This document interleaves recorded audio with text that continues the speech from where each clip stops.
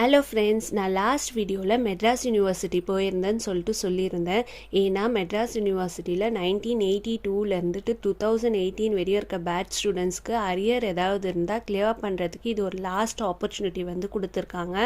இதை பற்றின detail video உங்களுக்கு தெரியணும்னா மேலே இருக்க ப்ளே பட்டனை கிளிக் பண்ணி பாருங்கள்.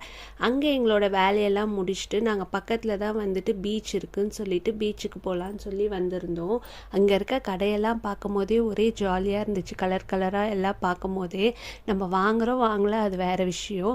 ஆனால் இதெல்லாம் பார்க்கும் போதே வந்துட்டு மைண்ட் ரிலாக்ஸாக ரொம்ப நல்லா இருந்துச்சு. நாங்கள் அப்படியே அதெல்லாம் பார்த்துட்டு பீச்சுக்கு வந்துட்டோம்.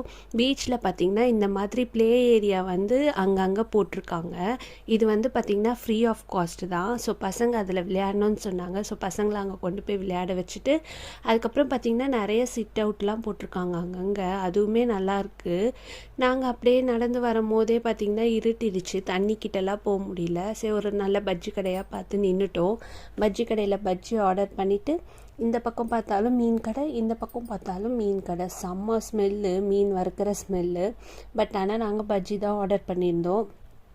ஆர்டர் பண்ண பஜ்ஜியை நல்லா சாப்பிட்டுட்டு திருப்பி வந்த ட்ரெயின்லேயே ரிட்டன் வந்து வீட்டுக்கு வந்துட்டோம். நிறைய பேருக்கு வந்துட்டு இந்த மெட்ராஸ் யூனிவர்சிட்டி இது யூஸ்ஃபுல்லாக இருக்கும். ஷேர் பண்ணுங்கள். தேங்க்யூ.